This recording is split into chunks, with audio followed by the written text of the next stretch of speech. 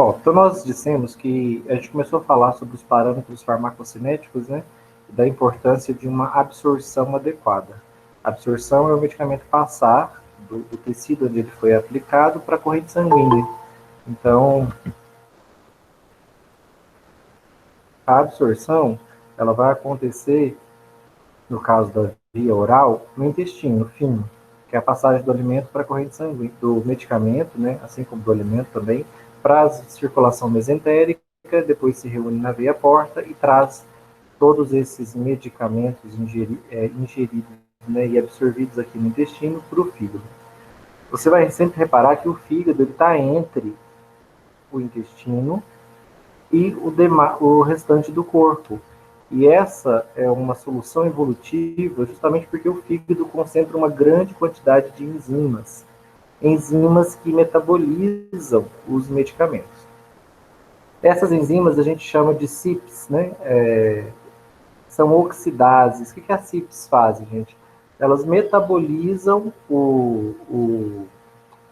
os xenobióticos, porque o fígado entende que medicamento é substância estranha ao corpo. E essa substância estranha ao corpo precisa ser metabolizada. Então, as enzimas hepáticas, assim que o medicamento, né, os fármacos passam pelo fígado, as enzimas hepáticas tentam inativá-lo e excretá-lo, e prepará-los para ser excretado. Só que, lógico, né, a enzima hepática não consegue fazer isso com toda a dose, ela faz isso com parte da dose. O restante da dose do fármaco passa pelo fígado, vem para as veias cavas, passa pelo átrio direito, ventrículo direito, vai pela artéria pulmonar para o pulmão, do pulmão retorna para o átrio esquerdo, ventrículo esquerdo, e aí é bombeado para a aorta. E a aorta vai distribuir essa medicação para todo o corpo. Porque da aorta vão partindo ramos para os braços, para a cabeça, para o pescoço, para os outros órgãos internos, ela vai distribuindo. Vocês se lembram de eu falar para qual, dependendo da via de administração, a absorção muda. Então, para a via de administração oral, a absorção se dá nos intestinos. Mas se for tópica, a absorção é o medicamento fármaco, passar da pele para a corrente sanguínea, ali na mucosa, né, abaixo da pele, na derme, abaixo da epiderme. No caso de um intravenoso, já nem faz sentido eu falar em absorção, porque numa absorção desse caso não existe no intravenoso uma medicação sendo administrada direto na circulação sanguínea. Quando eu administro, por exemplo, em um músculo, aí o fármaco se difunde no intertício do músculo, né, no espaço entre as células musculares, e acaba penetrando na circulação sanguínea. E dali, da circulação sanguínea daquele músculo, por exemplo, do glúteo, ele acaba ganhando a circulação sanguínea e se distribui para o resto do corpo. Vamos falar então vamos entender um pouco sobre esse metabolismo das CYPs, gente. As CYPs, deixa eu ver aqui na apostila. Nós temos um grande grupo de enzimas chamadas CYPs, que são oxidases. Quando eu falo que uma CYP é uma oxidase, estou dizendo que ela oxida os fármacos, ou seja, ela liga no fármaco uma molécula de oxigênio. Essas são as CYPs que existem no corpo. A gente tem 11 famílias de CYPs. E pelo menos 30 CYPs identificadas. Mas essa daqui, ó, de longe a mais importante. A CYP3A4. Outra muito importante também é a CYP2D6. Mas vocês estão vendo que a gente tem várias outras CYPs. O que essas CYPs são, então? Enzimas presentes em vários tecidos, não apenas no fígado, em vários tecidos, e que metabolizam fármacos. Metabolizam fármacos de que forma? Elas pegam a molécula que chegou no fígado, essa molécula penetra no hepatócito, que é a célula hepática, e aí a CYP vai oxidá-lo, ligar a esse fármaco uma molécula de oxigênio, normalmente na forma de uma hidroxila, e isso altera a molécula do fármaco, normalmente inativando, mas pode até alterar o efeito também do fármaco, torná-lo mais potente. Mas normalmente o sentido da metabolização hepática é inativar o fármaco. Não é somente o fígado um órgão metabolizador de fármacos, tá? O fígado é o principal metabolizador. Mas, não sei se eu cheguei a falar com vocês nas outras aulas, anotem que existem outros tecidos que metabolizam fármacos. O sistema nervoso central metaboliza, a pele, os rins e os pulmões. Então, pele, sistema nervoso central, rins e pulmões. O próprio intestino também é um sítio de metabolização. Mas nenhum deles é tão importante quanto o fígado. Se nós tivéssemos que eleger um segundo sítio de metabolização de fármacos importante, seria o próprio rim, que também é um bom metabolizador de fármacos, mas ainda assim bem menos do que o fígado. O fígado evoluiu justamente para processar essas substâncias que vêm da substâncias estranhas. E por isso que ele, ao longo da nossa evolução, desenvolveu um arsenal grande de enzimas. E essas enzimas são agrupadas aqui na família das CYPs. Portanto, gente, quando eu tomo 100 miligramas, vamos pensar o seguinte. Nessas 100 miligramas que a gente tomou, vamos colocar aqui que o nosso fígado, um fígado saudável, tem a capacidade de metabolizar 20% da dose. Se eu tomei tudo certinho, o meu comprimido desintegrou, dissolveu e eu absorvi as 100 miligramas. Então, está chegando no meu fígado 100 miligramas. Mas vamos supor que eu tenho no meu fígado uma capacidade de metabolização de 20% da dose. Ou seja, o que vai acontecer com 20% da dose do fármaco quando passar pelo fígado?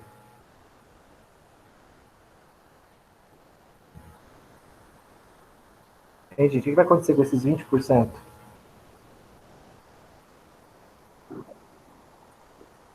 Inativada e excretada. Vai ser metabolizado, né? Vai ser inativado. Se são 100 miligramas que foram absorvidos, gente, 20 miligramas já vão ficar aqui, ó, 20% de 100. No nosso exemplo, né? Nosso fármaco hipotético tem 100 miligramas dele aqui no comprimido. Então, se eu absorvi 100%, 100 miligramas vieram para a corrente sanguínea e chegaram no fígado.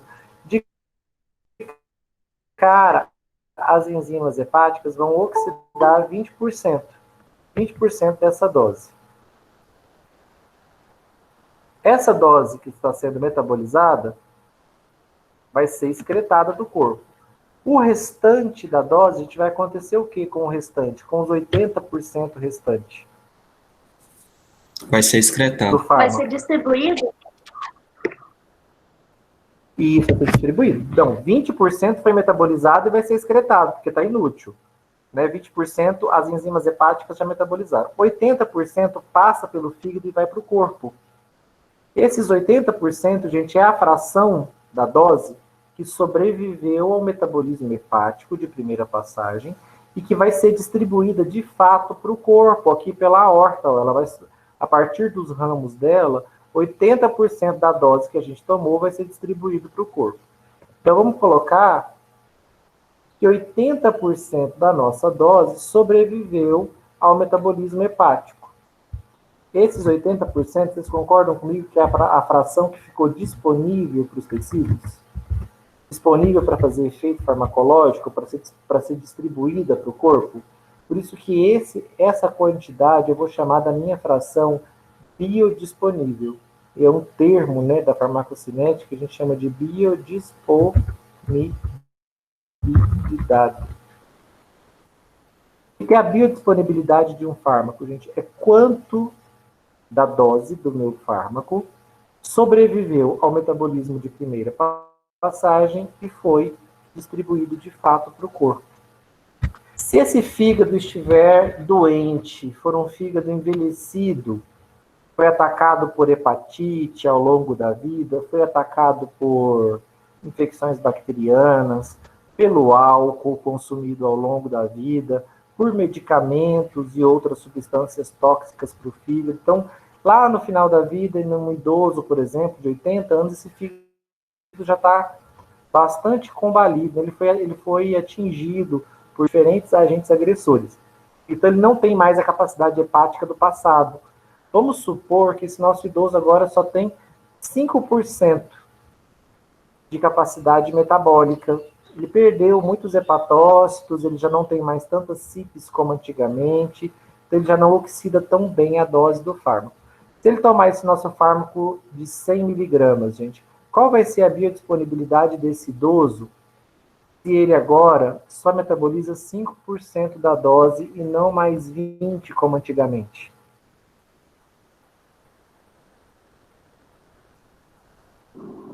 Bora, matemática. 95? 95 horas. Se ele só conseguiu, se ele absorveu 100, só conseguiu metabolizar 5 no fígado, 95.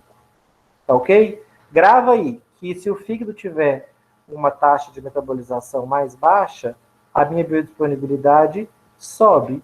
Você está vendo que a biodisponibilidade ela é inversamente proporcional à taxa de metabolismo hepático?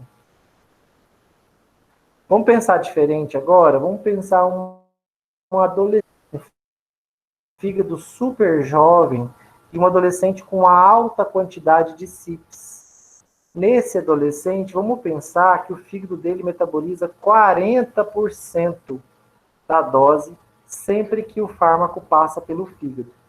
Então, ele toma um comprimido de 100 miligramas, ele desintegra, dissolve e ele absorve. Cai na corrente sanguínea e vem para o fígado a 100 miligramas. Nesse jovem, gente, qual será a biodisponibilidade do fármaco?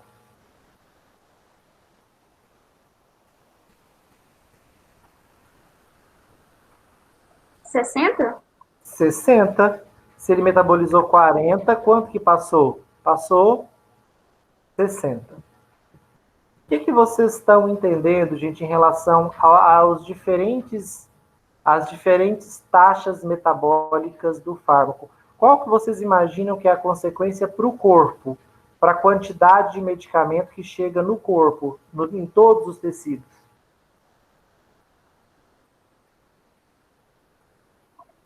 Professor, no exemplo do idoso, por ele ter uma disfunção, vamos dizer assim, hepática, e ele absorver muito mais, pode ter um grau de toxicidade nele por causa dessa disfunção?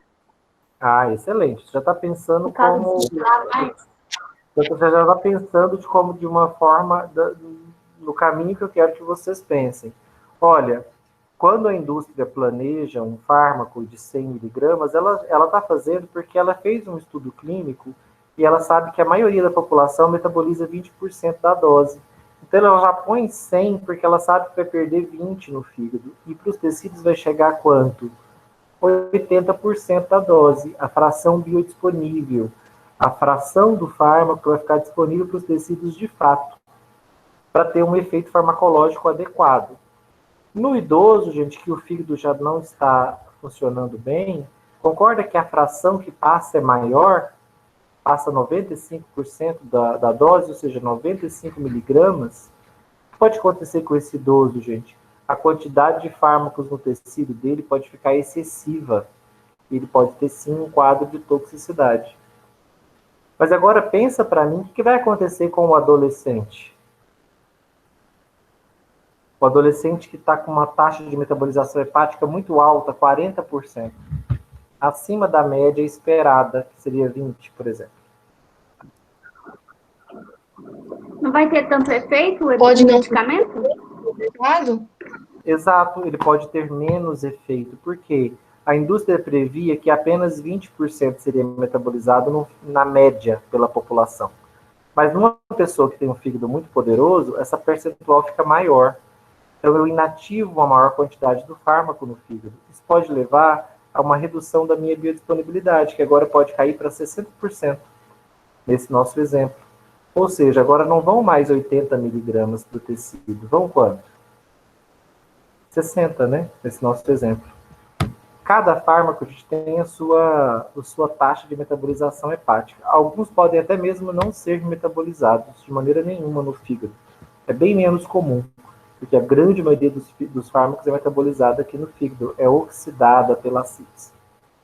Então, gente, o estado de saúde do fígado tem grandes influências sobre o efeito de medicamentos tomados por via oral, principalmente. Por quê? Porque eu vou levar em conta essa taxa de metabolização. Um fígado que muito metaboliza, deixa passar pouco fármaco ativo para o corpo. Eu posso ter falha terapêutica. Um fígado que pouco metaboliza, um fígado já doente, ele pode deixar passar uma quantidade excessiva do fármaco para os tecidos pode gerar toxicidade por um excesso de dose. Se vocês acompanharam esse primeiro raciocínio, vamos vir aqui para esse gráfico. Ó. Esse gráfico está trazendo para vocês, aqui no eixo X, Y, a concentração plasmática, ou seja, a quantidade de fármaco no sangue. Quanto de fármaco que tem no sangue. E aqui no eixo Y, X, ele está mostrando o tempo. O tempo em horas, o tempo em minutos. Vamos deixar o tempo em horas. Eu não coloquei aqui não, mas vocês vão colocar aqui para mim, ó. No meiozinho do pico, vocês vão colocar aqui 6 horas. E no final da curva, vocês vão colocar 12 horas. Aqui, claro, né, o início é 0. Então, vamos aqui. Vou pôr também 6 horas. 12 horas.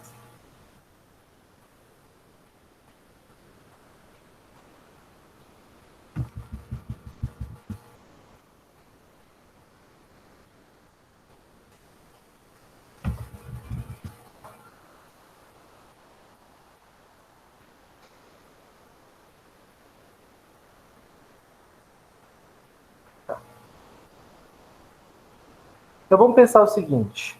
Quero que vocês me respondam, tá? Participem um pouquinho para eu saber se vocês estão entendendo. Essa é uma curva de concentração do fármaco. Eu estou olhando a concentração do fármaco no meu sangue. Está vendo que ela oscila com o tempo.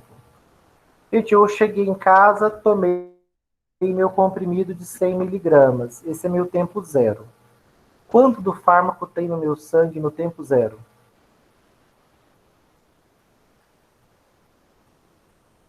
Coloquei ele na minha boca e tomei. Hã? Por enquanto, 100? 100 miligramas está no meu sangue? Ó, tô com ele na minha língua, tomando ele com um copo d'água, tempo 0. Ainda não tem, porque ele não foi absorvido. Ele ainda está na minha boca, né, gente? Eu nem desintegrei.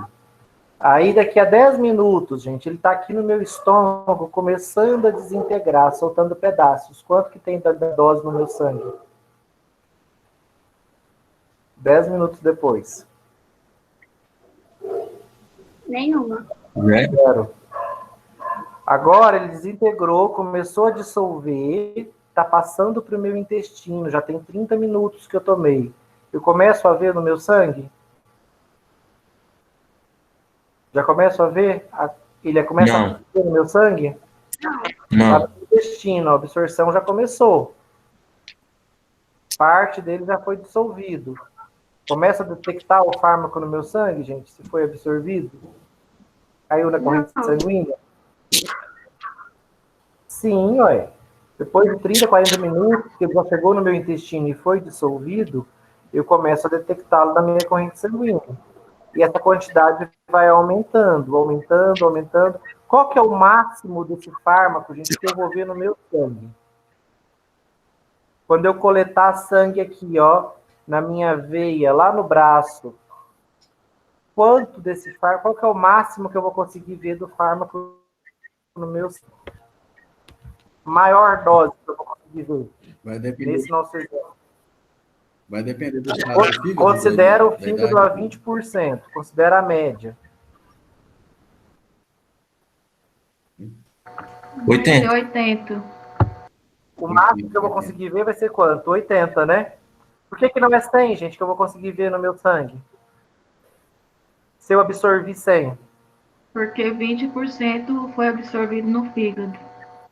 Metabolizado, tá? Absorvido, cuidado com os termos, tá? Absorvida no intestino. Ok. Metabolizado no fígado. Ok. Então, perdi 20% no fígado, eu só vou ver nos meus sistemas, no meu corpo, 80. Concorda que 80, então, é meu pico? É o máximo que eu vou conseguir ver no meu sangue.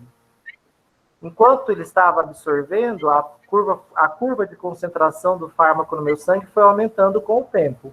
Em 6 horas depois que eu tomei, eu vi uma absorção plena, completa. Absorvi toda a minha dose, perdi 20% dela no fígado, o restante eu detectei no meu sistema circulatório, ou seja, distribuído pelos meus tecidos. Por que a curva cai depois, gente? E em 12 horas, eu já não vejo mais o fármaco no meu sangue. O que aconteceu? Ele Foi excretado, eliminado o restante? Foi excretado? Foi excretado, mas como que ele foi excretado se eu só metabolizei 20%? O que aconteceu nessas 6 horas aqui, daqui para frente, que eu excretei tudo? Ele foi distribuído. Ele foi distribuído para os tecidos, mas mesmo nos tecidos, ele volta para o sangue depois. Por que depois de 12 horas eu não vejo mais nenhuma molécula no meu sangue?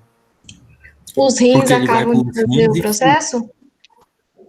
Porque o sistema é circulatório, gente. Eu estou falando para vocês a primeira passagem. Ó, eu tomei, integrou, dissolveu, absorvi 100 miligramas, passou pelo fígado, foi para o corpo. O sistema não é circulatório, ele vai voltar no fígado, ele vai voltar outra vez, e outra vez, e outra vez. Nessas 6 horas, ele circulou várias vezes pelo fígado. Toda vez que ele passou pelo fígado, aconteceu o quê com a dose?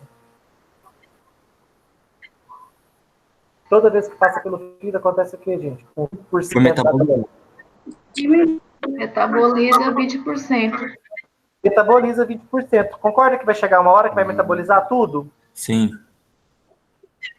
Sim. Uma hora vai metabolizar tudo.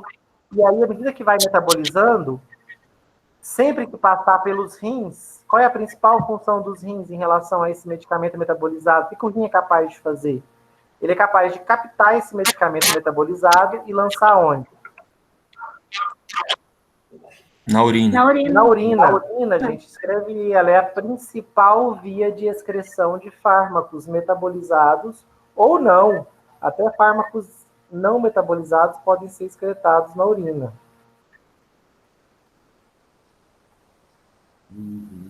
Então escreve aí que a urina é o principal centro de excreção de fármaco, principal veículo de excreção de fármaco.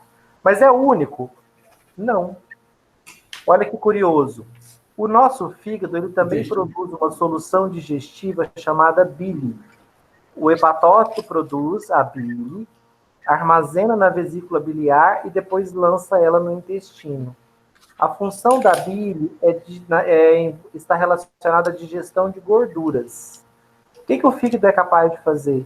Muitas das moléculas estranhas ao corpo que ele metaboliza, inclusive os fármacos, mas também venenos, o que o fígado faz? Ele pode pegar essa molécula metabolizada, lançá-la na bile e, junto com a bile, lançá-la no fígado, no intestino. Quando essa molécula metabolizada é jogada no intestino, gente, onde é que ela vai parar? Ó, nas fezes. Então, fezes também são uma via de excreção de fármacos? São. Secundária, mas são. São as duas principais vias de excreção, tá? Urina e fezes. Esse fármaco, à medida que ele vai sendo absorvido, o sistema circulatório vai distribuindo para os tecidos. Para todos os tecidos. Nesse nosso exemplo, eu estou mostrando para vocês o fígado como metabolizador e o rim como excretor, tá? Mas fiquem atentos para o fato de que um fármaco pode ser metabolizado em mais de um tecido. Ele pode ser metabolizado no fígado e no rim. E ele também pode ser excretado de mais de uma forma. Ele pode ser excretado parte na urina, parte nas fezes, via bile. Quando a gente fala que o fármaco foi excretado na urina, ele é de excreção renal. Quando a gente fala que o fármaco é excretado pela bile, ele é de excreção hepática, né? Que foi mandado embora pela bile, e aí a bile é lançada no intestino fino, depois vai para o grosso e acaba indo embora nas fezes. Vamos pensar, gente, que se essa primeira parte da curva, ó, quando a concentração do fármaco no meu sangue está subindo, é porque eu estou absorvendo. Quando ela está caindo, significa que eu estou fazendo o que com o fármaco? Metabolizando e excretando. É por isso, gente, que a gente precisa tomar várias doses do fármaco se eu quiser efeito por muito tempo. Por quê? Porque um fármaco só faz efeito no meu corpo quando a concentração dele atinge a janela terapêutica. O que é a janela terapêutica? não é uma dose fixa, é um intervalo de concentração do fármaco no meu sangue. Sempre, gente, pense em janela terapêutica como um intervalo de doses, não uma dose fixa. No nosso caso aqui, ó, se o fármaco atingir de 60 até 100 miligramas no nosso sangue, eu vou ver efeito farmacológico. Nesse nosso exemplo, gente, ele atingiu uma concentração no sangue entre 60 e 100 nos tecidos? Sim. Ele atingiu quanto como pico? 80. 80. Então ele ficou um tempo dentro da terapêutica, olha que máximo, ó. Ele entrou aqui, ó, por volta de 4 horas, ele entrou na janela terapêutica. Acho que tem um áudio aberto, se vocês puderem fechar ele, abrir só na hora de perguntar ou de responder alguma pergunta minha, só para não ficar esse ruído. Ó, às 4 horas, ele atingiu 60 miligramas na corrente sanguínea. Às 6 horas, ele atingiu 80. Por volta de 10 horas aqui, ó, ele saiu dos 60. Todo esse período, gente, que ele esteve dentro da janela terapêutica, ele esteve fazendo efeito farmacológico. Vamos pensar no caso do nosso adolescente, não, nosso idoso primeiro, lá, ó. Vamos pensar, gente, que o nosso idoso foi lá e ele tem já um início de Alzheimer, ele tomou o comprimido dele de 100, só que depois ele esqueceu e foi lá e tomou de novo. Então, qual foi a dose que ele tomou? Vai respondendo aí, para vocês irem participando e entendendo. 200. 200 miligramas. 200. A absorção foi plena. Então, ele absorveu quanto? Quanto que chegou na corrente sanguínea? Se a absorção foi plena, foi total. 200. 200. Chegou no fígado, 200. Metabolizou 20% de 200. 20% de 200 dá 40 miligramas. Quanto que vai passar, gente, aqui?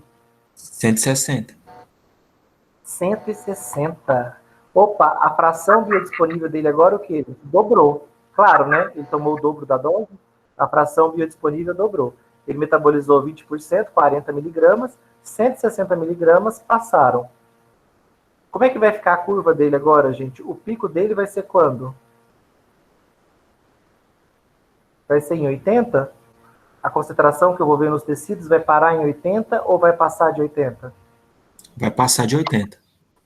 Vai para quanto? Vai para 160. Ou seja, passou a janela terapêutica? A janela terapêutica não era de 60 a 100? Passou. O que ele vai ter, gente? Toxicidade. Toxicidade. Vamos pensar agora naquela pessoa que faz tudo errado. Ele tomou o comprimido com leite. E esse fármaco especificamente quelava com cálcio.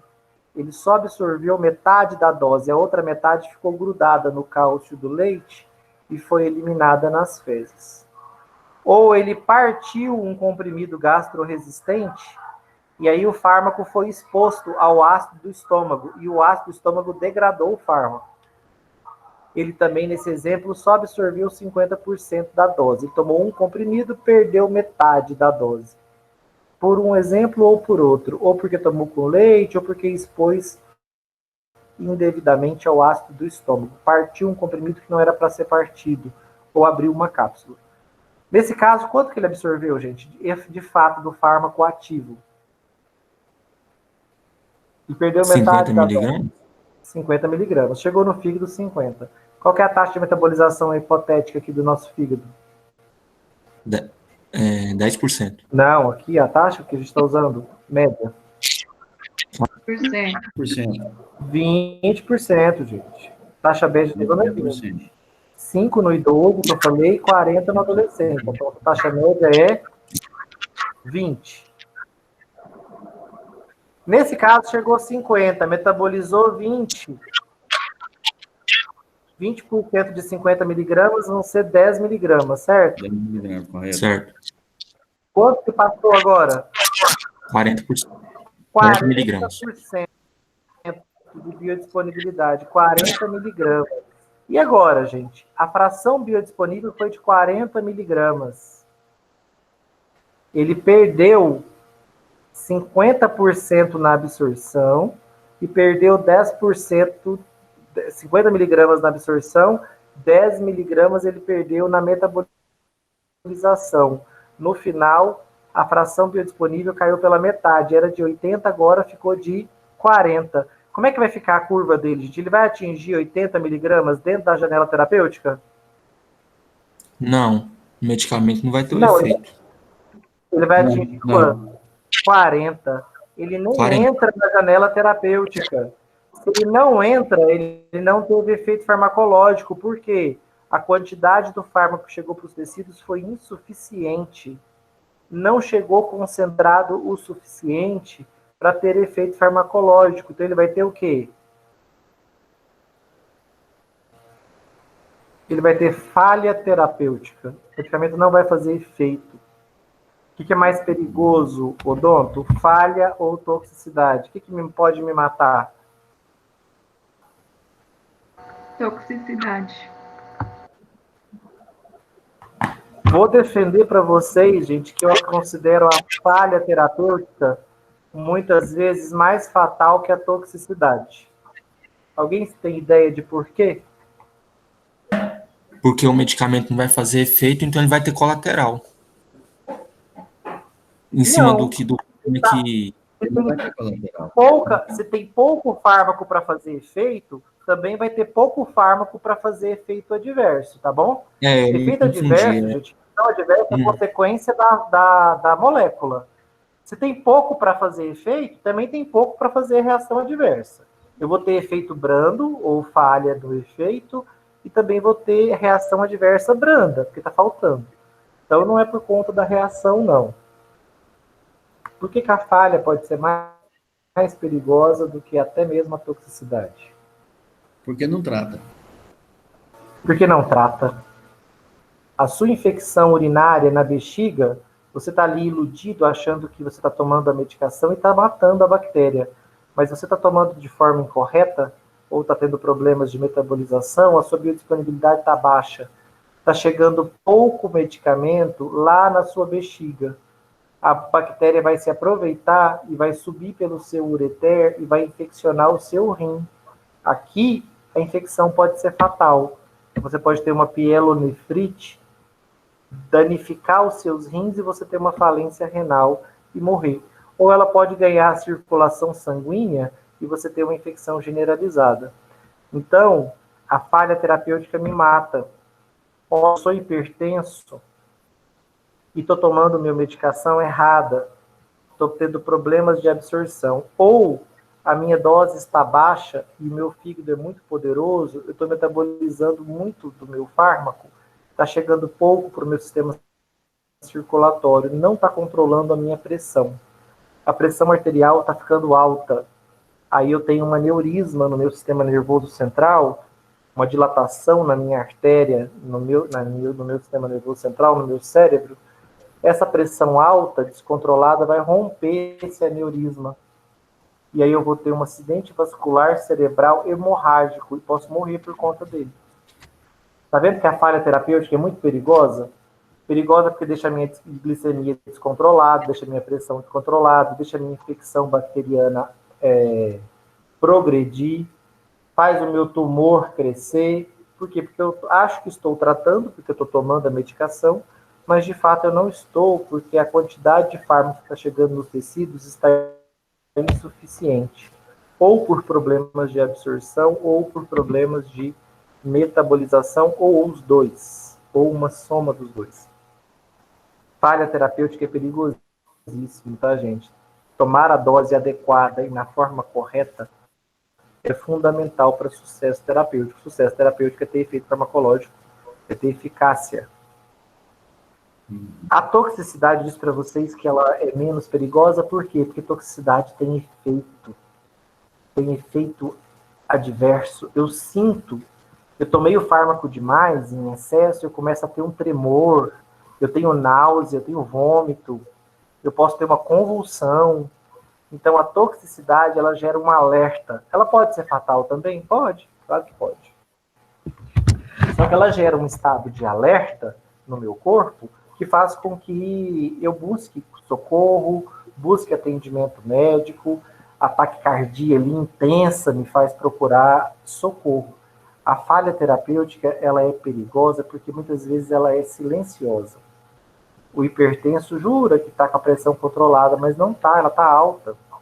E se ele não tem o costume de aferir, ele vai acabar danificando a sua estrutura circulatória, gerando aneurismas, e ele pode acabar vindo a falecer por conta do rompimento de um desses aneurismas.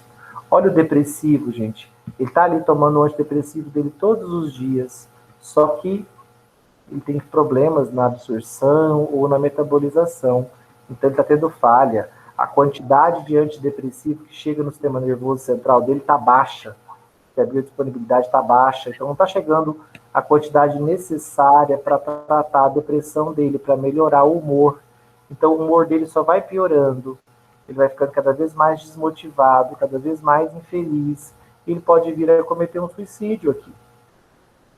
Então, cuidado, viu?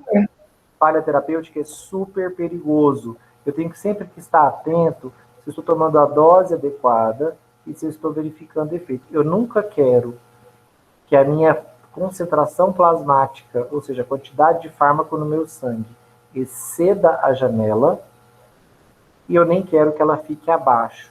Lembrando que essa janela de 60 a 100, gente, ela é hipotética para o nosso fármaco hipotético de 100 miligramas, para a nossa taxa de metabolização hipotética de 20 miligramas. Cada fármaco vem numa concentração, vem numa dose. Para cada fármaco, meu fígado tem uma taxa específica de metabolização, tá? Não pensem, pelo amor de Deus, que é 20% para todos os fármacos.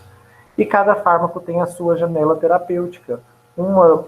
Algumas mais largas, como essa, outras mais estreitas. Mas cada fármaco tem o seu intervalo de concentração no sangue em que ele faz efeito ideal. Quem ia perguntar aí? Eu queria saber quais os tipos de exame que a gente pode verificar a funcionalidade da absorção e da metabolização, e até mesmo da excreção. Olha, o exame que a gente precisa fazer é um exame de sangue para dosar a quantidade de fármaco que está na minha circulação periférica. Na prática clínica, a gente não faz esse exame. Quem faz esse exame para saber a quantidade ideal que chega no organismo, que chega no sangue? A indústria, quando ela desenvolve o fármaco. Então, ela dá o fármaco para um grupo ali de 1.000 a 6.000 indivíduos. Aí ela fica coletando o sangue deles para ver quanto daquela dose que chegou na circulação. Com isso, ela consegue prever quanto que o fígado está metabolizando. Você está vendo que ela faz isso para uma média. Ela pega esses 5.000, né, esses 3.000, 4.000 voluntários e faz uma média de quanto que ela verificou do fármaco no sangue dele. Entende que você, quando tomar, pode não estar nessa média? É uma média, né? Então você pode ser do grupo que metaboliza bem, ou você pode ser do grupo que metaboliza mal. Isso varia de pessoa para pessoa. Como é que vocês acham que eu ajusto, então, a dose, professor? Se eu não consigo, se eu não faço normalmente exames, você não faz exame no hipertenso para saber quanto de losartana tem no sangue dele. Como é que eu controlo a pressão arterial dele, então? Como é que eu ajusto a dose?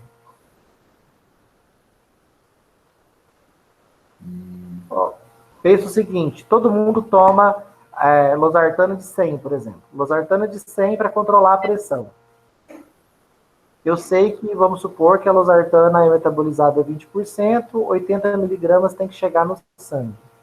Só que eu não faço um exame, não é comum, não é prático, é caro. Os laboratórios não têm essa estrutura, laboratórios convencionais, né, para dosar losartana no meu sangue. Como é que eu ajusto, então, a dose se eu tenho uma metabolização diferente, por exemplo, se eu estou idoso ou se eu sou um adolescente? Pelo peso?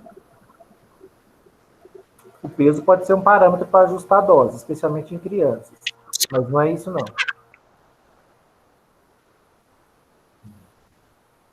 Como, gente? Se eu não faço exame, se não tem como eu dosar no sangue, se está chegando a quantidade adequada?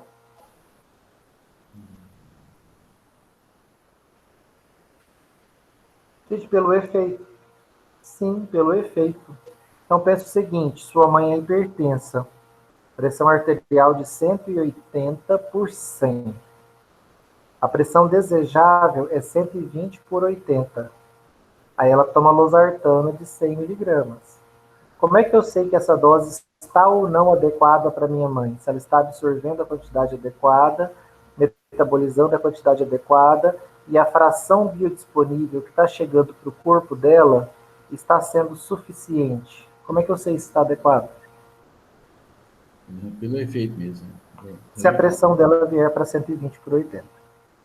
Se ela continuar tomando losartana 100 miligramas, eu fico aferindo a pressão dela no próximo mês, nas primeiras semanas. E a pressão dela continua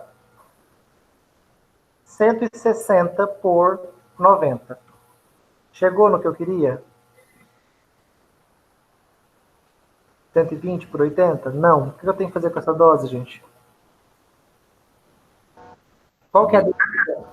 Ou eu aumento a dose, Aumentar. se possível for, ou eu Ou troca o associo medicamento. um segundo antihipertensivo. Ou posso até ter que trocar o medicamento. O usual é aumentar a dose, se não for possível, associar um segundo antihipertensivo, ou até mesmo trocar o medicamento. Eu tenho que ir fazendo essas tentativas e erro até chegar aonde, gente? No meu objetivo terapêutico. Qual é o meu objetivo terapêutico nessa paciente? Controlar a pressão. Controlar a pressão. É aí que nós erramos feio, viu? Aqui no Brasil. É aí que muita gente morre. Como é que funciona no Brasil? Você vai lá, se for uma pessoa carente, você vai usar o SUS. E não vai ser tarefa fácil já conseguir uma consulta com um cardiologista. Ele vai fazer os exames, verificar que você é hipertenso e vai te passar uma medicação. Depois, caso você vá no privado, o mesmo caso também. O que seria o ideal, gente? Você, depois que começa a tomar essa medicação, fazer o quê? O que a nossa população entende? Que ela foi no cardiologista, ele passou a medicação, ela tomou, a pressão dela está controlada. A partir daí, está. Como é que ela vai saber se está ou não? Aferindo a pressão. Aferindo nas próximas semanas. Se essa pressão não controlar, ela tem que voltar nesse cardiologista e ajustar a dose. É aí que a gente erra feio. Infelizmente, o nosso acesso ao médico é difícil, então depois ele não consegue voltar. Ele fica anos tomando a losartana. A pressão dele baixa. Às vezes ela estava 200, e ela volta para 160. Mas 160 é uma pressão desejável, sistólica? Não. É hipertensão do mesmo jeito. Então, esse controle que não é feito, muito culpa dos nossos farmacêuticos, tá? Muito culpa dos nossos farmacêuticos mal formados. O que o farmacêutico deveria fazer? Ao vender essa medicação, ele devia abrir um prontuário ali na farmácia e solicitar que o paciente voltasse lá nas próximas semanas para fazer aferições sucessivas. Porque se o farmacêutico percebesse que na dose que ele está vendendo a pressão não controlou, ele tinha que dizer para o paciente, retorne ao seu cardiologista, você vai precisar ajustar a sua dose. Isso a gente chama de atenção farmacêutica, algo que ainda é muito mal feito no Brasil, tá? Poucos dos nossos profissionais fazem isso. Mas é algo que nós precisamos muito evoluir, porque o farmacêutico é um profissional muito acessível. Porque ele está ali na farmácia, você anda aí, qualquer um de vocês aí que está assistindo a aula, não vai precisar andar 500 metros para chegar numa farmácia. Então, ali tem um farmacêutico, esse cara tinha que fazer esse trabalho. Muitas vezes ele não faz por N motivos. Falta de conhecimento, por dificuldades técnicas, porque ele é funcionário e o patrão quer mais que ele venda do que ele cuide. Então, tem N motivos. Mas isso é uma falha nossa. Vocês, como profissionais da saúde, podem fazer isso. Vamos pensar no depressivo? Como é que eu controlo no depressivo? Ele foi lá, o médico passou para ele escitalopram, paroxetina, fluoxetina. porque ele é depressivo ou porque ele é ansioso. A depressão e a ansiedade, diferente da pressão arterial, não tem um parâmetro para eu ir lá e mensurar. Não tem um aparelho para eu colocar lá e aferir um valor, como tenho na pressão arterial. Como é que funciona no depressivo? No ansioso?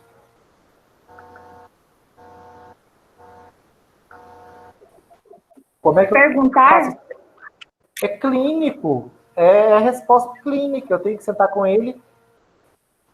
No caso dos antidepressivos e ansiolíticos, eu preciso aí de pelo menos de 2 a 8 semanas de tomada correta do fármaco para eu começar a ver efeito, porque o sistema nervoso central não responde de imediato.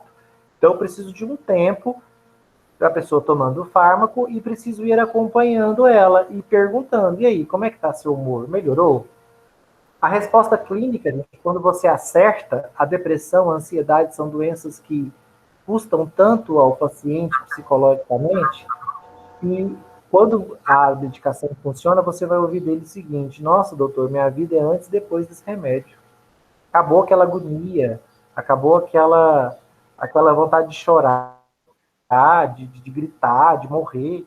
Então, enfim, a resposta é clínica. Muitas vezes vai ser o relato do paciente, quando a doença não tiver um parâmetro que você possa mensurar. Olha, na fibromialgia, é dor. Ela vai ter que dizer, não, tá melhor, diminuiu, arrefeceu, já não sinto mais tanta dor, já dá para viver, já dá para conviver com essa dor, tá mais branda. Então, muitas vezes é relato, tá? E pelo relato a gente faz ajuste. Aí o médico vai decidir se ele faz ajuste, se ele faz troca ou se ele faz associação. Isso é uma farmacologia de alto nível, que a gente está longe de fazer no Brasil. As pessoas sofrem muito até que elas assumem a sua dose correta de medicação. Oi? Geralmente, igual eu fiz tratamento psiquiátrico 6 meses. Aí ele passava o remédio, me pedia um retorno de 15 dias e perguntava como foi o efeito do remédio, se eu senti bem com ele. Aí, se sim, continuava com o remédio. Se não, ia trocando até achar um que desse certo. Pelo menos com os meus médicos, foi assim. Foi assim, né? Privado, né? Privado. Privado.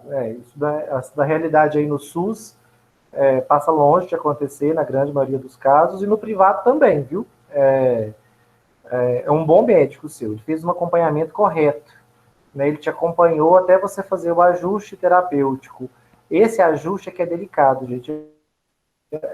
A grande maioria dos nossos pacientes, ele recebe uma prescrição, pronto, é abandonado com ela. Se adequou, se não adequou, muitas vezes é o próprio paciente que tem que tomar a decisão de procurar de novo.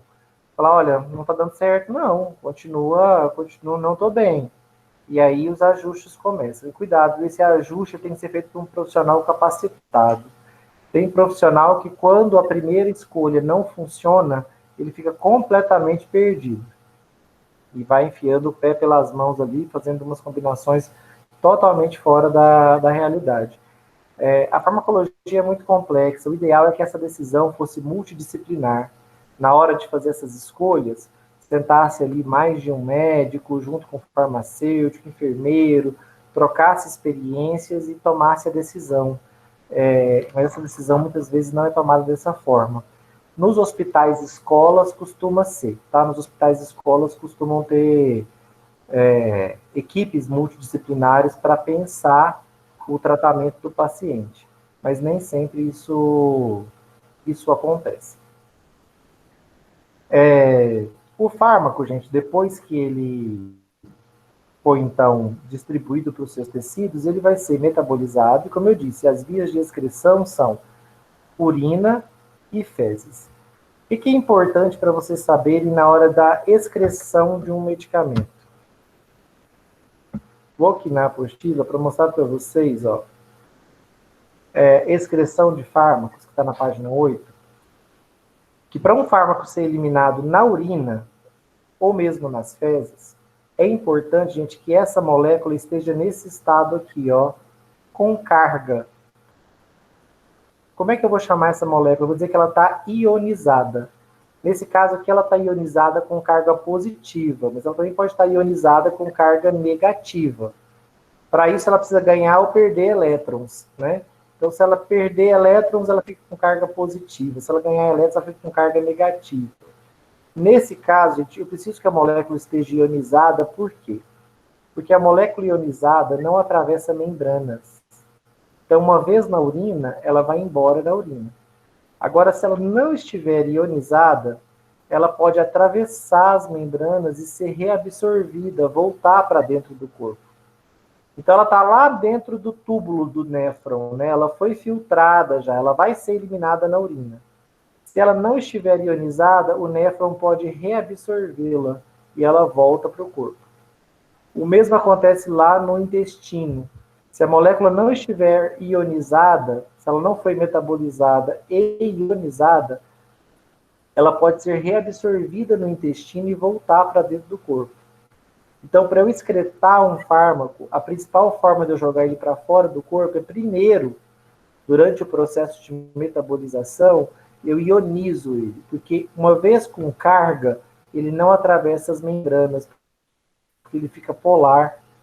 Fármaco polar não atravessa a membrana. A membrana de célula, gente, é óleo, é bicamada lipídica.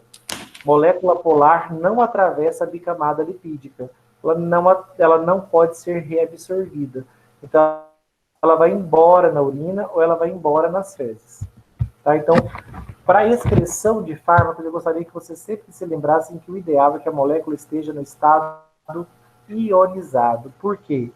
Porque uma vez ionizada, com carga, ela não é reabsorvida. Ela não volta para dentro da corrente sanguínea. Ou atravessando a parede do intestino, ou atravessando a parede do néfron. Se ela estiver no formato não ionizado, ela pode voltar.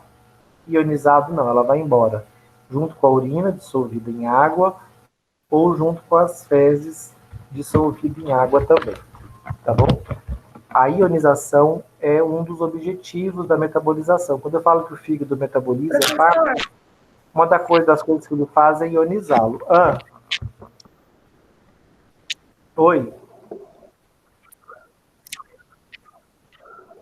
A molécula, quando ela está ionizada, ela não foi...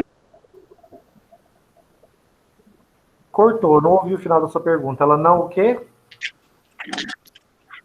Ela não foi metabolizada, por isso que ela não está ionizada? Isso. O processo de metabolização vai levar à ionização do fármaco. É o que eu estou mostrando para vocês aqui, ó. O fármaco, ele é inicialmente metabolizado pela CIPs, oxidado. Depois, ele é conjugado. Nessa fase de conjugação, ele fica ionizado. Quando ele fica ionizado, ele está pronto para ser eliminado. Então, o fármaco primeiro precisa ser oxidado, na fase 1, pela CIPs. Depois, na fase 2, ele é conjugado, onde ele fica ionizado. Essa ionização, depois de ionizado, ele está pronto para ser eliminado. É o que mostra aqui na apostila, mostrando que ele precisa sair do estado não ionizado para o estado ionizado. Quando ele adquire carga, ele perde a capacidade de ser reabsorvido, então ele vai embora. Ele vai embora nos líquidos de excreção, seja na urina, seja nas fezes. Sobre a excreção de fármacos, gente, é importante vocês pensarem também, o pulmão pode ser uma via de excreção, tá?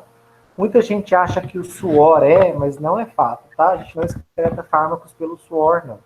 Ainda que um fármaco ou outro seja eliminado pelo suor, é numa porção insignificante. A maioria dos fármacos é eliminada na urina, depois, em segundo lugar, as fezes, e uns poucos fármacos voláteis, ou seja, que facilmente se tornam gases, podem ser eliminados pela respiração. Mas também numa percentual menor que na urina, menor que nas fezes, tá? O pulmão pode ser uma via de excreção de fármacos, desde que voláteis, tá? Desde que facilmente convertidos para a forma gasosa. Tem uma molécula que não é um fármaco, né, mas que tem excreção aérea, que é o etanol. Quando a gente ingere o etanol, a gente percebe que ele acaba sendo eliminado na urina, principalmente, pode ser eliminado um pouco das fezes, mas também há uma fração da dose de etanol no nosso corpo que é eliminada pelo ar exalado, porque o etanol é volátil. Inclusive, é por isso que a gente consegue fazer bafômetro, né? A gente consegue detectar no ar exalado, expirado, uma pequena quantidade de moléculas de etanol na forma gasosa. E é isso que o bafômetro detecta. Então, alguns medicamentos, é mais raro, também podem ser eliminados na expiração, mas nunca como via principal, tá? A via principal vai ser ou urina ou fezes. Na grande maioria das vezes, urina. Essa figura aqui eu mostrei para vocês? Acho que não, né? Não. Essa figura também é importante sobre efeito de fármacos, porque eu quero que vocês pensem que quando a gente toma a dose de um determinado fármaco, tomei lá meus 10 miligramas de fluoxetina, sou depressivo, ansioso. Tomei minhas 20 miligramas de Rivotril, certo? Tenho insônia. A dose do fármaco, gente, o fármaco ele primeiro é liberado, lembra que ele tem que desintegrar, se for um comprimido ou uma cápsula. Depois ele é absorvido. Absorver é passar para a corrente sanguínea. Quando ele chega da corrente sanguínea, eu digo que ele atingiu um compartimento central, ou seja, a central de distribuição. O sangue é a central de distribuição do medicamento. Quando ele chega no sistema circulatório, é que ele tem condições de atingir todos os demais tecidos. E é isso que ele vai fazer, ó. Ele vai partir do sangue para os reservatórios teciduais. Cada tecido vai acumular uma parte dessa dose. Uma parte fica no sangue e uma parte o sangue distribui para os tecidos. Os tecidos vão receber, gente, vocês acham que eles vão receber igualmente essa dose? Ou vocês acham que essa quantidade de fármaco distribuída para cada tecido pode ser diferente? Por quê? Justifique sua resposta. Em detalhes. Por quê? Que fator tornaria diferente um tecido receber mais do fármaco do que outro?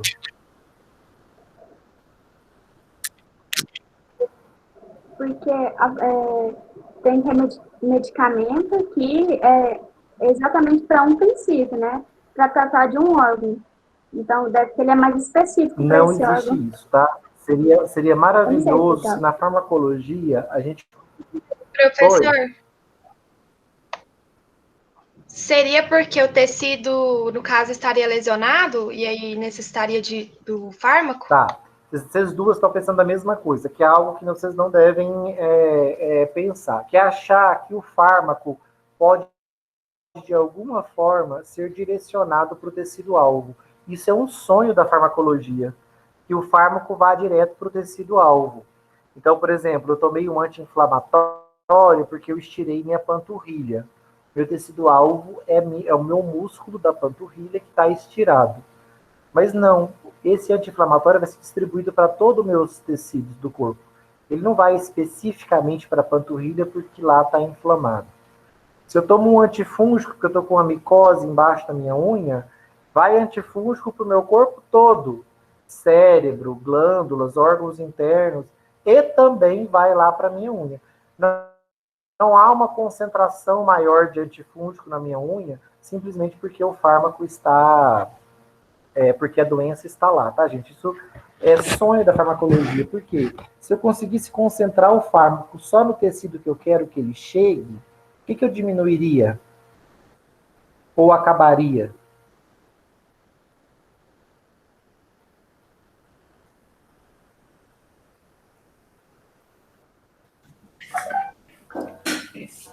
Os efeitos colaterais que acabariam Isso, com as reações adversas. O que é reação adversa? É o fármaco agindo fora do local que eu gostaria. Então, por exemplo, se eu tomo um antifúngico para matar um fungo lá na minha unha, mas ele me provoca vômito, é porque ele está agindo lá no meu sistema nervoso central. Eu não queria isso. Nem que ele chegasse no sistema nervoso central eu queria, mas infelizmente não consigo evitar. Se eu achasse um jeito de tomar o antifúngico e ele fosse todo lá para o dedão do meu pé, ótimo, ele combateria a micose ali e não me provocaria efeitos indesejáveis em outros tecidos. Mas, gente, o que pode variar na distribuição de um fármaco para os tecidos? Quantidade de sangue que o tecido recebe. Não é o sangue que está distribuindo o medicamento? Se um tecido recebe mais sangue que o outro, ele vai receber mais moléculas do fármaco. Tá? Então, por exemplo, se eu tomo uma medicação, em 30 minutos eu começo a absorvê-la. E aí eu vou fazer uma corrida, vou correr 5 quilômetros. Para onde que o meu sangue vai ser deslocado, gente, durante uma atividade física intensa? Qual tecido começa a receber? Não. Qual tecido do nosso corpo começa a receber grande aporte de sangue para manter a atividade física intensa? Músculos, né? São os músculos que sustentam a atividade física. Você vai conseguir correr durante 1, 2 horas aí, se você tiver com a seus músculos recebendo aporte sanguíneo violento, né, para conseguir nutrientes, para eles conseguirem produzir energia e sustentar a atividade muscular. Então, nesse caso, os músculos vão receber mais do medicamento, porque eles estão recebendo mais sangue. Por outro lado, tecidos como os ossos, as cartilagens, que são pobremente vascularizados, eles recebem menos do fármaco do que, por exemplo, uma tireoide, que é um tecido muito vascularizado, que recebe muito sangue. Então, a distribuição de sangue não é uniforme. O que pode fazer um fármaco se acumular num determinado tecido? Afinidade por aquele tecido. Os fármacos, eles podem ser solúveis em água ou em óleo. Então, a gente vai dizer que um fármaco ou ele é lipossolúvel ou ele é hidrossolúvel. Se ele for hidrossolúvel, ele vai se dissolver na água. Como a gente é feito de água, esse fármaco vai se espalhar pelo nosso corpo todo, porque ele é hidrossolúvel. Ele vai se dissolver no plasma, que é a água, o plasma sanguíneo, e junto com o plasma ele vai se distribuir para todos os tecidos, porque ele é solúvel em água, ele é hidrossolúvel. Agora, se o fármaco for lipossolúvel, solúvel em óleo, qual tecido que vocês acham que ele vai ter afinidade? Ele vai se dissolver melhor? Ele vai se acumular? Se o fármaco for lipossolúvel, solúvel em óleo. Em gordura. No tecido adiposo. Em gordura. A farmacologia do obeso tem particularidades. Porque o obeso mórbido, ele pode ter uma massa gorda maior que a sua massa magra.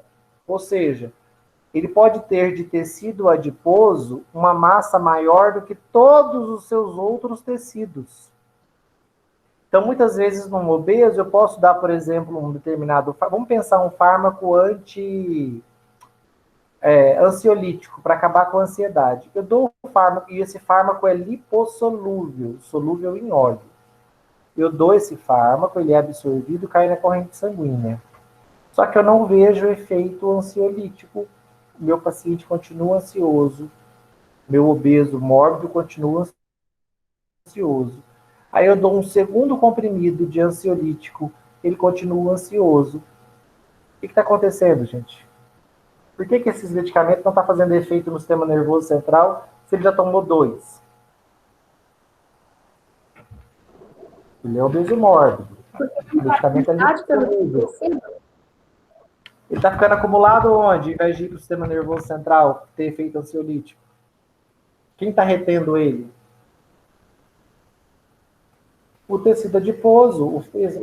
O fármaco não é lipossolúvel nesse caso? Não é solúvel em gorduras? Então, gente, o tecido adiposo ele pode funcionar como um grande reservatório de medicação solúvel em gordura, de fármaco lipossolúvel. Ele pode acumular esse fármaco dentro do tecido adiposo. E com isso, o fármaco não chega no tecido-alvo em quantidade adequada. E aí você acaba não vendo o efeito farmacológico. Tá? Então, para fármacos, eu sempre vou olhar se ele tem um perfil mais solúvel em água ou mais solúvel em óleo. Se ele for mais solúvel em água, ele se dissolve no plasma e é distribuído junto com o plasma. Se ele for mais solúvel em óleo, ele pode acabar sendo retido no tecido adiposo, aprisionado no tecido adiposo, especialmente se o tecido adiposo for amplo, como é num obeso mórbido. Dúvidas, gente?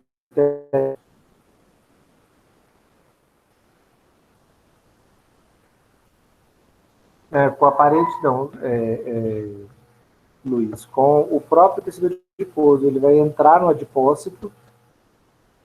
O obeso mórbido é repleto de adipócitos, né? Ele vai entrar nos adipócitos e ele fica ali dissolvido na gordura dentro do adipócito.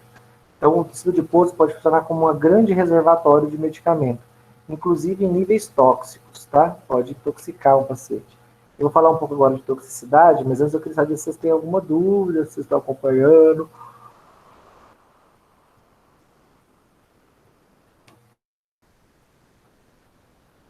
Não? Pode continuar?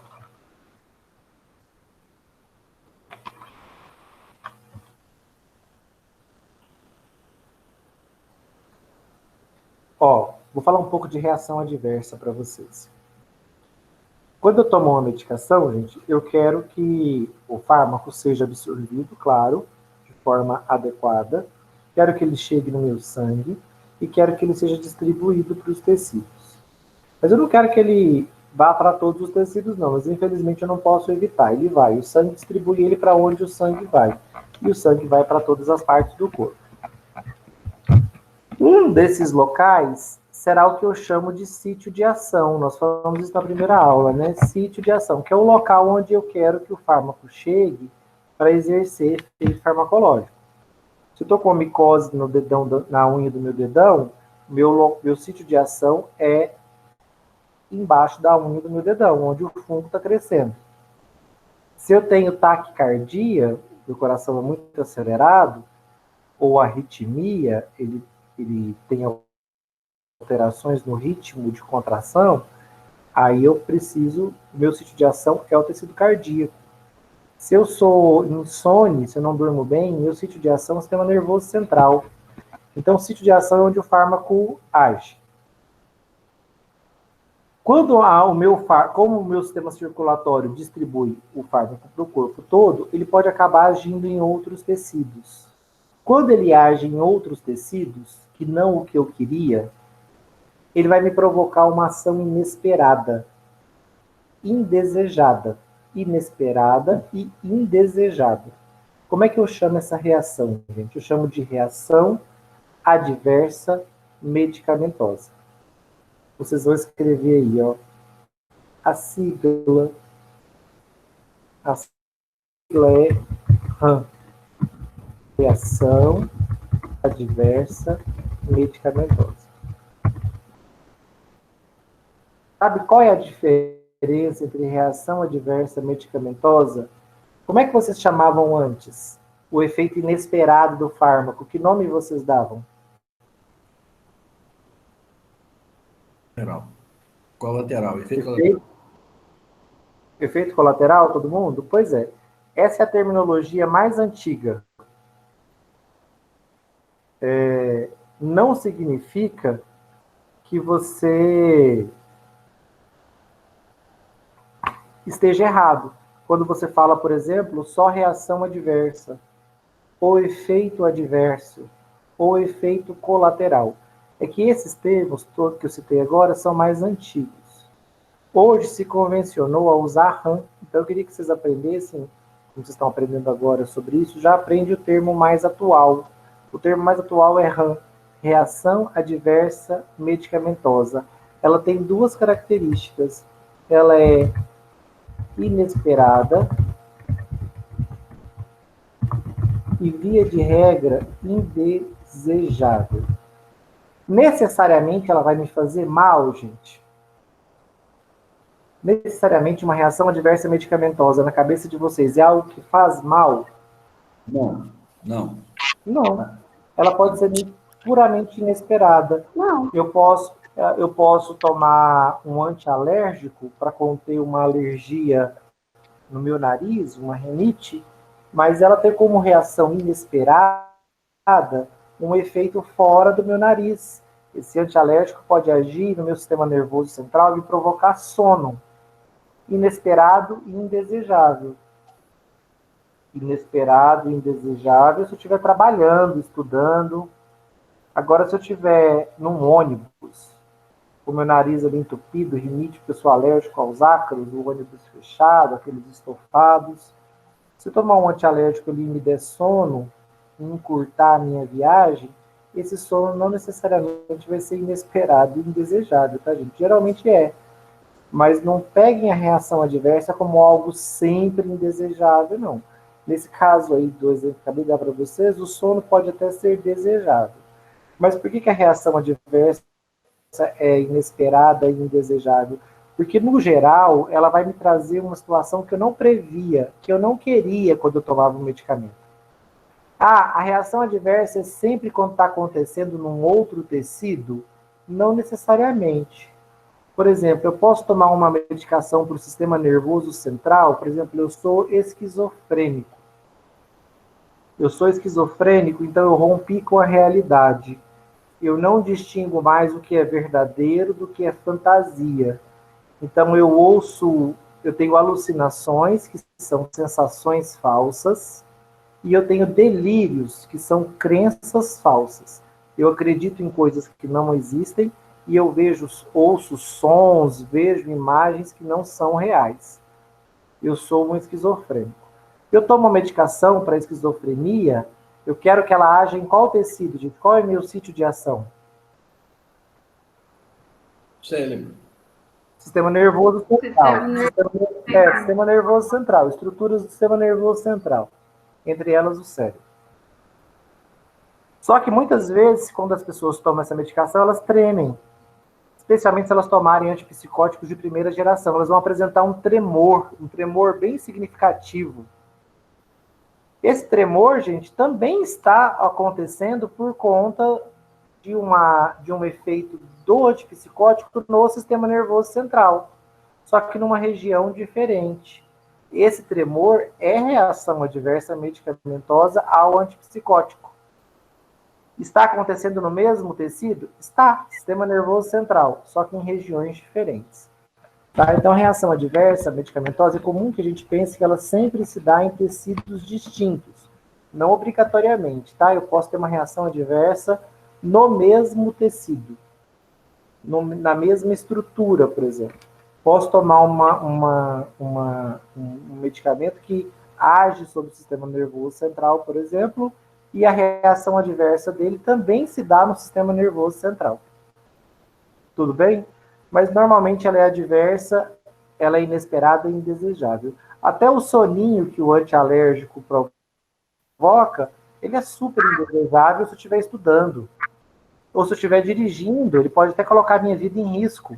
Se diminuir o meu nível de atenção, se diminuir a minha vigília e me provocar sono. Então, as reações adversas medicamentosas, elas não são levadas tão a sério quanto deveriam, tá, gente? Há estudos que colocam os medicamentos como fonte de doenças, como fonte de problemas de saúde tão graves quanto as próprias doenças. Por quê? A pessoa só vê no medicamento a faceta do efeito farmacológico, ela não pensa no efeito adverso. E o uso irracional de medicamentos, ou seja, o uso feito sem uma devida orientação, ele pode provocar mais reação adversa do que efeito farmacológico. E algumas reações adversas são gravíssimas. O câncer pode ser uma reação adversa, né? A amnésia com sonambulismo pode ser uma reação adversa. Eu agi durante o meu dia sem estar completamente acordado, tá? Então, reação adversa é um grande problema. Pode acontecer no mesmo tecido onde está havendo o efeito farmacológico, mas é mais comum que aconteça em outros tecidos. Ela é inesperada, é indesejável. Por quê? O que eu desejo quando eu tomo uma medicação é puramente o efeito farmacológico. Então, se eu tomo um anti-inflamatório, eu quero que ele trate a inflamação no tecido que está inflamado. Então, efeitos que ele provocar em outros tecidos serão reações adversas medicamentosas. Só uma curiosidade, a reação adversa medicamentosa muitas vezes pode se transformar em efeito farmacológico. Acredita nisso? Vou dar um exemplo. Existe um antihipertensivo chamado minoxidil. Ele reduz a pressão arterial. A molécula foi descoberta, foram feitos os testes clínicos e viu-se que o minoxidil era um antihipertensivo eficaz, reduzia a pressão arterial, era um vasodilatador. Aí a população começou a usar. De cara, as mulheres começaram a se queixar de que o minoxidil aumentava os pelos. Isso não era uma queixa masculina, porque o homem já tem muito pelo e o homem não percebia isso como um problema. Mas mulheres, né, como não gostam de um excesso de pelos, começaram a perceber que os pelos nelas começaram a ficar mais vigorosos, mais intensos, inclusive no buço, nos braços. Então, isso é um efeito adverso, que faz com que as mulheres, uma reação adversa medicamentosa ao minoxidil, que faz com que as mulheres não gostem de usá-lo. Mas aí, o que a indústria pensou? Peraí, crescer pelo pode ser ruim para a mulher, mas pode ser bom para quem? Para o homem. Então, por isso, hoje o minoxidil é usado, agora não mais como comprimido, mas como tópico, para estimular o crescimento de pelos. Então, muitos homens usam para fazer crescer pelo onde não tem o suficiente. Pode ser no peitoral, pode ser na barba, pode ser na cabeça. Então, o que foi e continua sendo uma reação adversa, acabou sendo adequada e hoje existem minoxidil numa outra forma farmacêutica, né, agora tópico, para estimular o crescimento de pelos. Tá? Então, essa questão da reação adversa, ela pode ser abordada muitas vezes como uma coisa negativa, mas muitas vezes como uma coisa positiva e até mesmo ser convertida num efeito farmacológico, né? Olha o caso emblemático do Dramin. O Dramin é uma medicação para evitar náusea e vômito provocado pelo movimento e também pela gestação. Então, ele é um medicamento para evitar vômito, antiemético. Mas o Dramin talvez seja mais usado pela sua reação adversa. As pessoas tomam o Dramin para ter a reação adversa. Qual que é a reação adversa do Dramin? Que muita gente faz uso dele, o dimenhidrinato. Sono? Vai cortar o vômito? Para dormir. Para sono. Então, você vai ver muita gente numa viagem, num ônibus, por exemplo, não tem enjoo coisa nenhuma, mas está lá tomando o seu Dramin. Para quê? Para dormir durante a viagem. Ele está tomando pela reação adversa e não pelo efeito farmacológico. Porque muitas vezes a pessoa nem enjoa. Ela está tomando mesmo para dormir e não descansar ali durante a viagem. Então, isso é um exemplo oposto, né, ao uso racional. A gente não deve tomar medicação pela reação adversa. A gente deve tomar ela pelo efeito farmacológico, né? E só se a gente precisar daquele efeito farmacológico. Deixa eu ver, para a gente terminar, vou falar um pouquinho de toxicidade, gente. Toxicidade é diferente de RAM, de reação adversa medicamentosa. Alguém saberia me dizer por que é diferente? Eu não posso dizer que uma reação adversa, gente, é um efeito tóxico. É porque essa reação adversa medicamentosa, ela acontece dentro da dose máxima do medicamento. Isso. Eu já tinha falado isso? Você já sabia? O senhor tinha comentado na outra aula. Ah, eu comentei, né? Toxicidade, ela acontece quando eu excedo a dose. Toxicidade são efeitos de um medicamento tomado em superdosagem. Então, eu excedi a dose diária máxima. Claro que eu vou me sentir mal. Posso ter convulsões, tremores, taquicardia, posso até morrer. Então, toxicidade pode ser um evento um evento decorrente de uma dose excessiva do fármaco. Já a reação adversa medicamentosa, não. Ela acontece dentro da dose terapêutica. Vou dar, não sei se eu dei esse exemplo na aula passada, mas vou dar o exemplo do pior efeito que eu posso ter com o medicamento, do pior efeito indesejado e inesperado. Qual é o pior, gente, de todos que eu posso ter ao tomar um medicamento?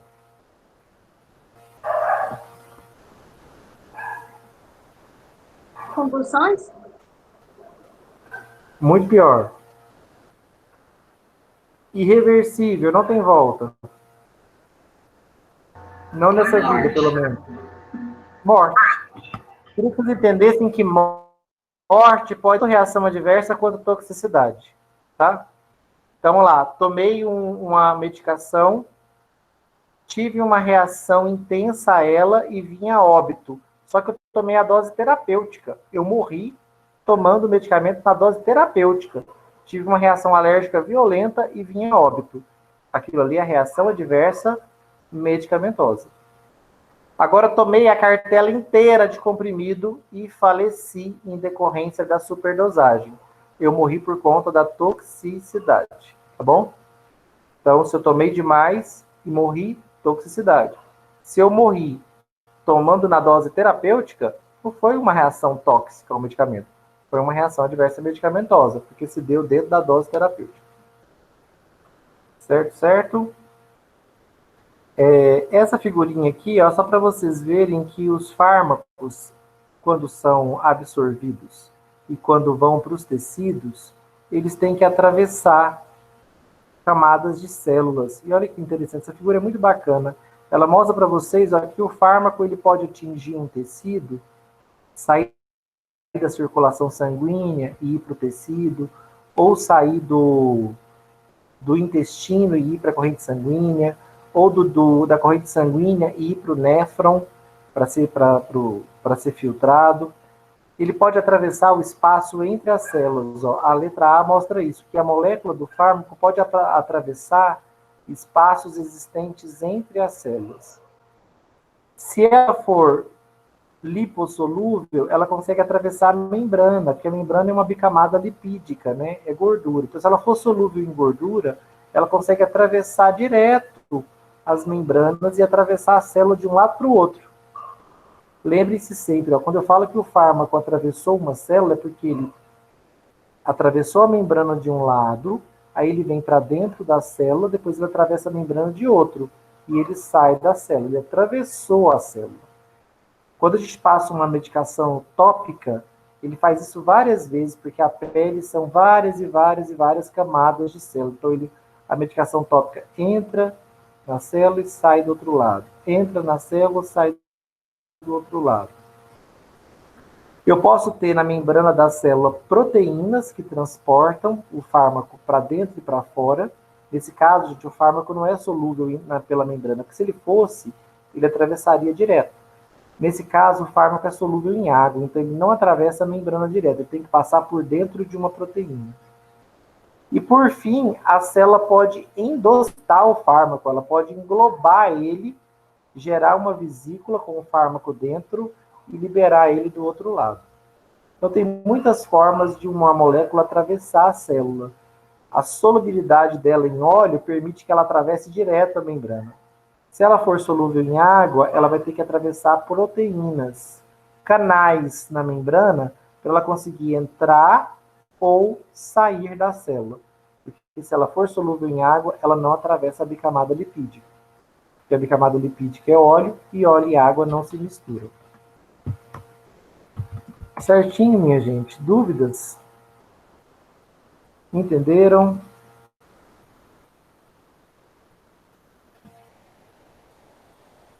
A próxima aula a gente já deve ir para a farmacodinâmica, tá?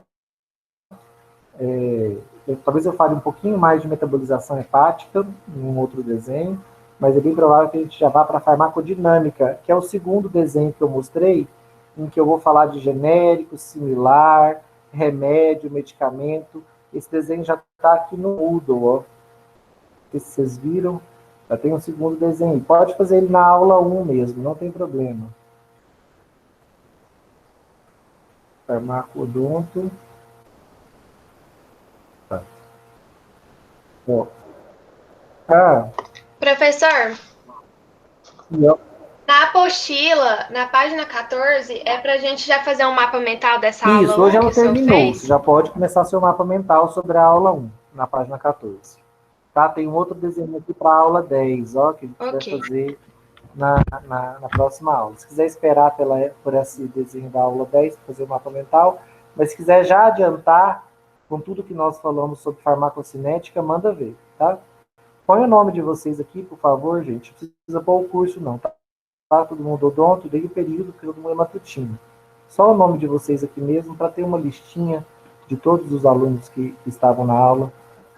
Os que não tiverem, por qualquer motivo Caio, de escreve meu nome aí, por conexão, favor. Não sei. depois me manda no privado, explicando, ó, hoje não conectei, deu algum problema, daí eu vou abonar a sua falta. Carlos, você falou alguma coisa? Eu não escutei.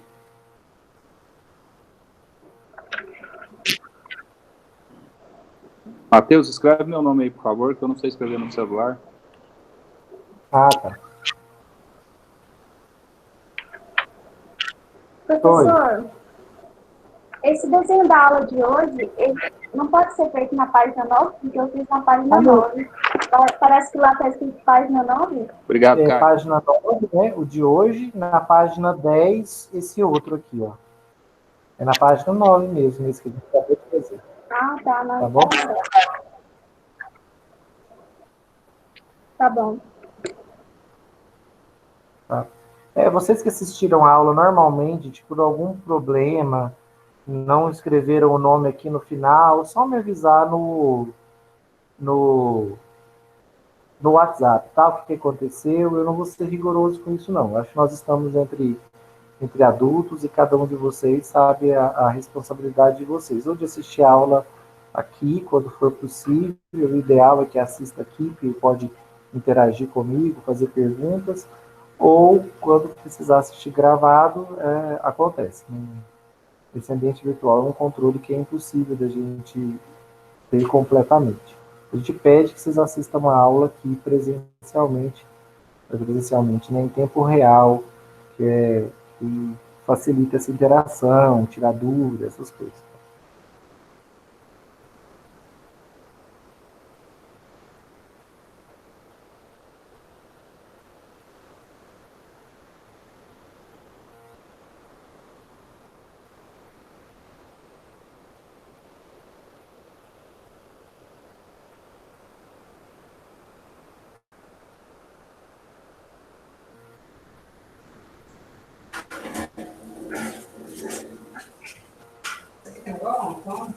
Não come.